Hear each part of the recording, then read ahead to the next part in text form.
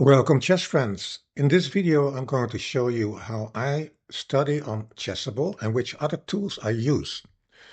So here you can see my latest course, and let's browse. We go to the variations. The first thing I want to mention is in the course settings, right? So you can choose priority, but if you choose priority, never choose algorithm selection. I will show you for my course, right? So in the main line with bishop f5, the two first variations, which are the most commonly played, are gone, right? So if you select priority only, and of course this is already a small course, so the best thing is to study the 25 variations, use the setting author selection. Okay, let's go back and select everything.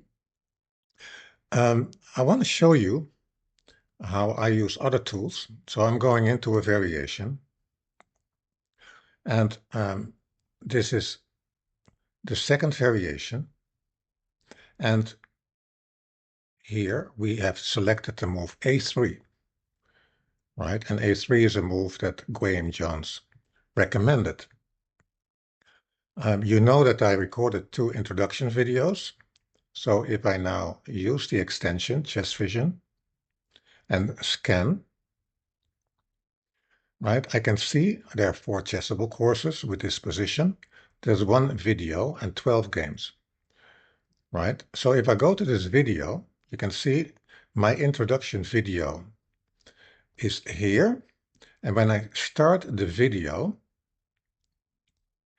it takes you immediately. This is a very challenging move for black to face. And it gets quite sharp. Bishop h4, g3. Bishop takes h1, a takes b4. The bishop on h4 is under attack, goes away, and we play. So what I wanted to highlight is that it takes you exactly to the moment in the introduction videos that this position is being discussed.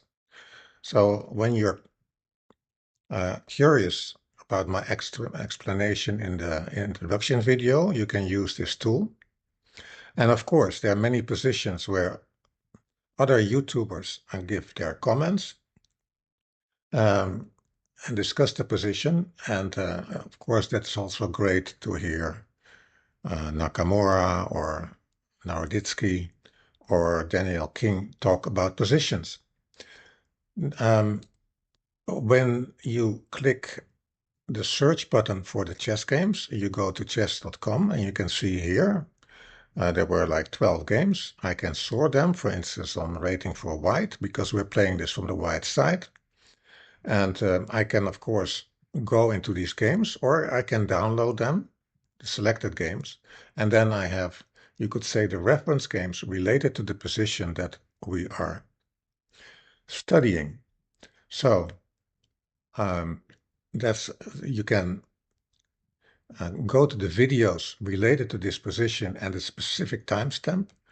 You can go to the chess.com database and then look at the games that have been played by this position, and you can sort them and download them in different ways. You can also start, of course, an analysis on Lichess. So here you see the position, and you can see here, for instance, you can say, okay, let's flip the board because we're on the white side. And we are interested what black will play here. And you select the ratings that you find relevant. So you can say Blitz, Rapid, and Classical, 1600 and higher, all set. And you see what is the most commonly played move here, Knight d5, right?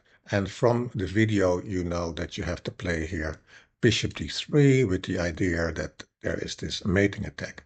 So you can explore what has been played by other people, whether it's masters or whether it's online games, and go deeper in the position. So ChessVision AI with Chessable, very powerful combination. Finally, I want to show you, right? So this is, of course, um, um, let's say a recommendation by Graham Jones. So here you can copy the fen, and I can go to forward chess, and this is the search function in forward chess. And if you, for instance, own this very good book by Graham Jones, right, I can search for this position, and then immediately, right, I can go to the position where this is being discussed. So it opens the book, and it takes me to the position, right? So we see here, after bishop c6, this position is something of a tabia for 10d5. If you want to go this way, I recommend the less well-researched, which we chose for our course, a3, right? And then basically, you can see this was the most played move on Lichess. Was excellent for White in Decker versus Huben and Houvalis 2011. And you can see that he discusses this. And this is another way to learn about this position. So for me, if I'm in Chessable, right, and I want to know more about the position, I initiate the extension from ChessVision. I scan the position. I go to the YouTube video, and in this case, my introduction video, and listen to how this position is being discussed or a different angle. I go to the chess.com database and look how this position has been played, and I can download the games and then analyze them from there. I can look, of course, also in which other Chessable courses this position occurs, and with the variation preview, you can have a look at that. And I go to my reference book, which is Graham Jones, and I look at what Graham Jones is specifically saying about this position. And this is how I integrate other chess tools in my study on Chessable.